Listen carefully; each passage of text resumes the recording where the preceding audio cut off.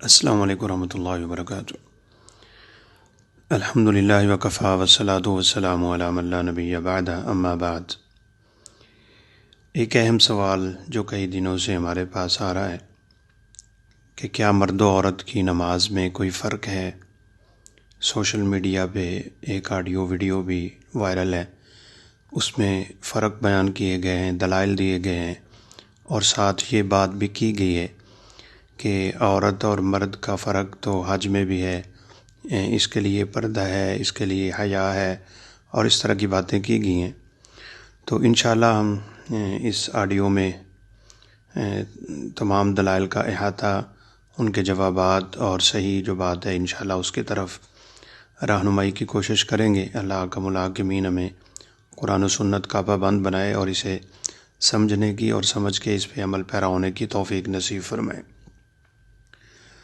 فقہ کی کتابوں میں عورت کا جو فرق نماز کا بیان کیا گیا ہے، وہ چند فروق میں پہلے سردن ذکر کر دیتا ہوں کہ عورت ہاتھ کندھوں تک اٹھائے، مرد کان تک اٹھائیں۔ عورت جو ہے وہ دایاں ہاتھ بائیں کی پشت پہ رکھے، مرد کلائی پہ رکھیں۔ عورت ہاتھ سینے پہ باندھے، مرد ناف کے نیچے باندھے۔ رکوع میں عورت کم جھکے، مرد اچھی طرح جھکیں۔ عورت انگلیوں کا سہارا نہ لے، یعنی گھٹنے نہ پکڑے اچھی طرح، اور مرد پکڑیں۔ عورت رکوع سمٹ کے کرے اور مرد جو ہے وہ ذرا کھل کے کریں۔ سجدے میں عورت اپنے جسم کو اکٹھا کرے اور زمین پہ بازوؤں کو بچھا دے، اور مرد اوپر سجدہ کریں اور بازو پھیلا کے رکھیں۔ پھر تشہد میں عورت اپنے دونوں پاؤں جو ہیں وہ دائیں طرف نکال کے اپنے کولے پہ بیٹھے، اور مرد ایک پاؤں بچھا کے دوسرا کھڑا کر کے اس کے اوپر بیٹھ جائیں۔ یہ بنیادی فرق ہیں۔ اب سب سے پہلے جس فرق کی دلیل دی جاتی ہے کہ مرد کانوں تک اور عورت سینے تک ہاتھ اٹھائے، یہ وائل بن حجر رضی اللہ تعالیٰ عنہ کی روایت بیان کی جاتی ہے کہ رسول اللہ صلی اللہ علیہ وسلم نے فرمایا وَالْمَرْأَةُ تَجْعَلُ يَدَيْهَا حِذَاءَ أُذُنَيْهَا۔ یہ مجمع الزوائد میں امام حیثمی نے اس کو نقل کیا ہے۔ تو اس میں ایک بات تو یہ ہے کہ مردوں کے لیے بھی سینے تک ہاتھ اٹھانے کی حدیثیں موجود ہیں، کندھوں تک ہاتھ اٹھانے کی حدیثیں موجود ہیں، اس لیے یہ فرق تو ہم سمجھتے ہی نہیں ہیں کہ یہ فرق ہے۔ دوسری جو بات ہے وہ ام درداء رضی اللہ تعالیٰ عنہ کی روایت بیان کی جاتی ہے کہ ترفع یدیہا حذو منکبیہا، کہ عورت اپنے کندھوں کے برابر ہاتھ اٹھائے۔ تو یہ بھی وہی بات ہے، اور ویسے ام درداء رضی اللہ تعالیٰ عنہ سے رکوع کے بعد بھی رفع الیدین کا ذکر ہے، رکوع جاتے ہوئے بھی رفع الیدین کا ذکر ہے، تو پھر یا تو اس کو بھی مان لینا چاہیے یا اس کو بھی نہ مانیں۔ اور جو پچھلی روایت میں ام یحییٰ نام کی ایک راویہ ہیں، ان کے بارے میں خود امام حیثمی نے لکھا ہے کہ میں ان کو جانتا نہیں ہوں۔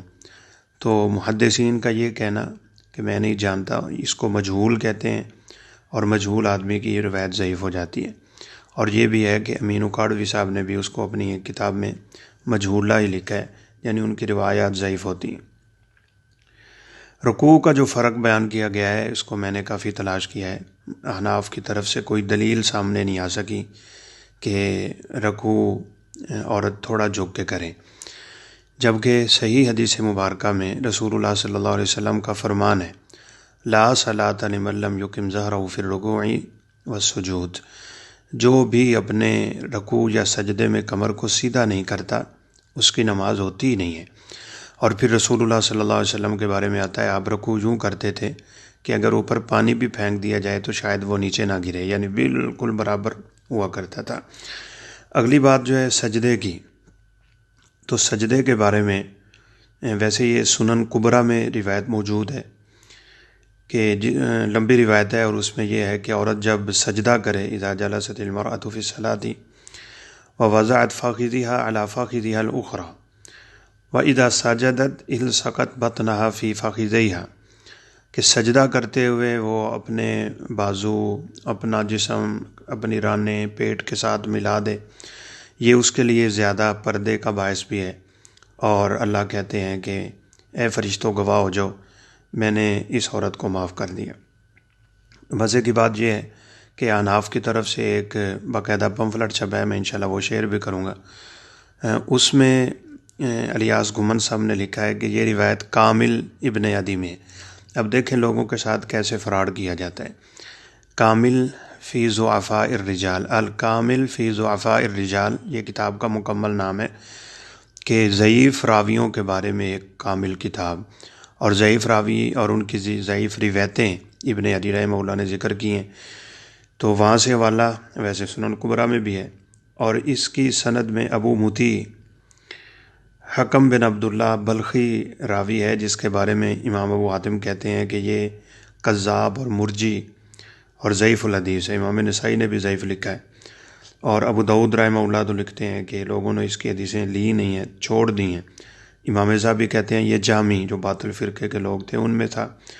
اور ابن حجر رحمہ اللہ نے بھی خلاصہ دیا ہے متروکن رومیہ بالرفض، کہ یہ رافضی تھا، شیعہ تھا۔ تو ایسے راوی کی روایت تو قابل قبول بھی نہیں ہوتی، اور جھوٹی روایت بناتے ہیں، اپنی طرف سے بناتے ہیں، اور پھر اس کے بارے میں آپ نے سن بھی لیا۔ باقی رہی بات بیٹھنے کے طریقے کی، تو اس کے بارے میں جامع المسانید کی ابن عمر رضی اللہ عنہ کی روایت ذکر کی جاتی ہے کہ رسول اللہ صلی اللہ علیہ وسلم کے زمانے میں عورتیں کیسے بیٹھتی تھیں، ان سے پوچھا گیا تھا، تو انہوں نے کہا وہ 4 زانو ہو کے بیٹھتی تھیں اور پھر اپنے آپ کو سمیٹ لیتی تھیں اور اس طرح اور بیٹھا کرتی تھی تشہد میں۔ تو اس کے بارے میں بھی جان لینا چاہیے کہ اس کی 2 سندیں ہیں۔ ایک میں عمر بن حسن بن علی راوی ہے الاشنانی، دارقطنی رحمہ اللہ کہتے ہیں کہ وہ جھوٹ بولتا تھا، جھوٹا راوی تھا۔ اور دوسرا راوی اس میں ابراہیم بن عدی ہے، وہ بصری ہے، اور ابن حجر رحمہ اللہ کہتے ہیں کہ کذبو، محدثین نے اس کو بھی جھوٹا لکھا ہے۔ اسی طرح دوسری سند میں عبداللہ بن احمد الرازی راوی ہے اور وہ مجہول ہے، اور عبداللہ بن یعقوب بخاری راوی ہے جس کو محدثین نے کذاب لکھا ہے۔ تو یہ بات بھی گویا کہ بالکل قابل قبول نہیں ہے۔ اور بھی روایات ذکر کی جاتی ہیں، مصنف ابن ابی شیبہ کی ایک علی رضی اللہ عنہ کی روایت ذکر کی جاتی ہے، اذا سجدت المرأة فلتضم فخذیہا، عورت سجدہ کرے تو اپنی رانوں کو ملا لے۔ اس کی سند اگر دیکھی جائے تو اس میں حارث العور نام کا راوی ہے۔ ابن حجر رحمہ اللہ کہتے ہیں کہ امام شعبی نے اس کو جھوٹا اور کذاب لکھا ہے، اور یہ بھی شیعہ راوی تھا۔ اور ابن حبان رحمہ اللہ نے اس کے بارے میں لکھا ہے کانا غالیا فی التشیع و واہیا فی الحدیث، انتہائی غالی اور پرلے درجے کا گرا ہوا راوی، شیعہ اور جھوٹا انسان، حدیث کے مسئلے میں ضعیف روایتیں بیان کرنے والا ہے۔ بہرحال یہ تو علمی سی باتیں ہیں۔ اسی طرح تشہد میں یہ جو کہا جاتا ہے کہ وہ اپنے اس طرح پیر نکال کے رکھے گی، تو اس کے لیے وہ ابو سعید خدری رضی اللہ عنہ کی روایت بیان کرتے ہیں، وَيَأْمُرُ النِّسَاءَ أَن يَتَرَبَّعْنَ، عورتوں کو یہ حکم ہے کہ وہ پاؤں جو ہیں وہ نکال کے رکھیں۔ اگر رسول اللہ صلی اللہ علیہ وسلم کی طرف ہو تو وَيَأْمُرُ النِّسَاءَ، یعنی اللہ کے پیغمبر حکم دیتے تھے کہ عورتیں اپنے پاؤں باہر نکال کے مربع کی شکل میں بیٹھیں۔ تو امام بہقی رحمہ اللہ نے یہاں بھی لکھا ہے، عطا بن اجلان راوی اس میں ضعیف ہے، اور حافظ ابن حجر رحمہ اللہ کہتے ہیں متروک ہے۔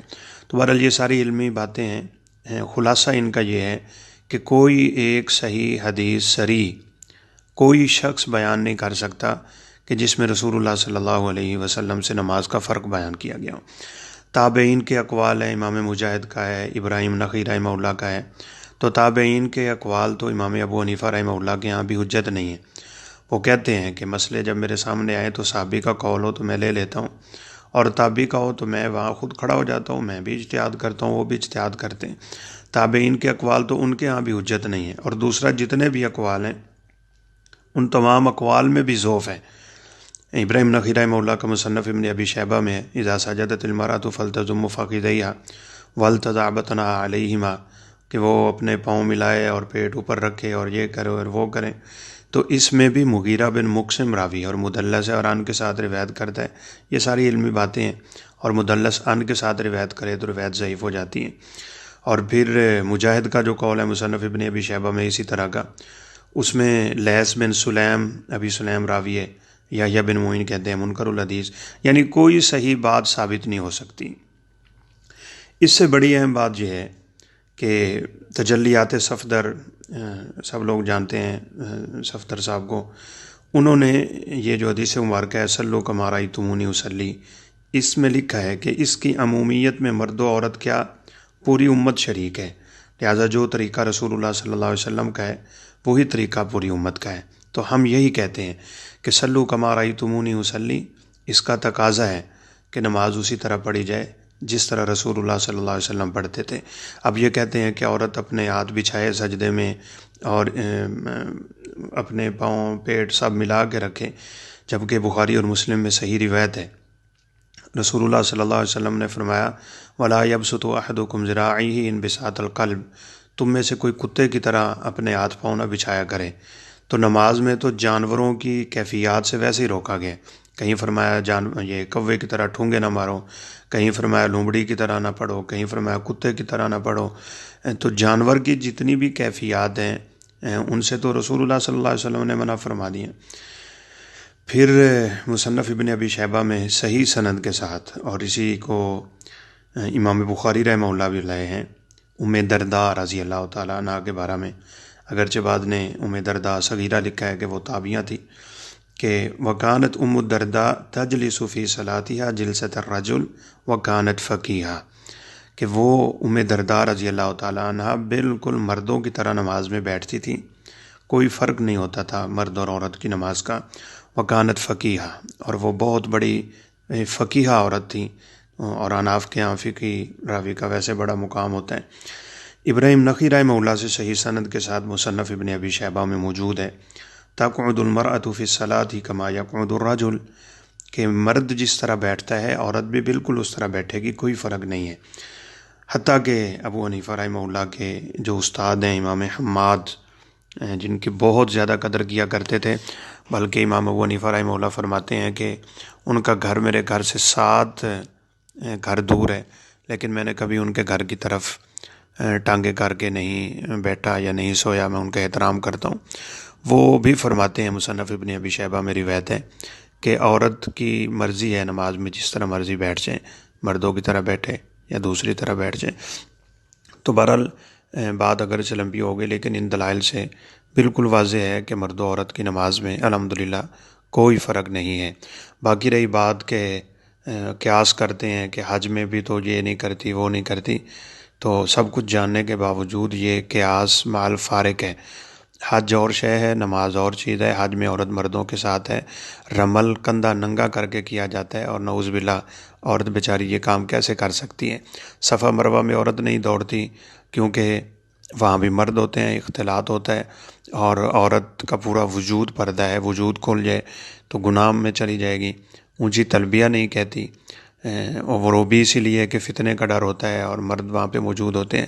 وگرنہ سیدہ عائشہ رضی اللہ تعالیٰ عنہ جب بوڑھی ہو گئی تھی تو یہ امیر معاویہ رضی اللہ تعالیٰ عنہ کے دور میں وہ اونچی آواز میں تلبیہ پڑھا کرتی تھی۔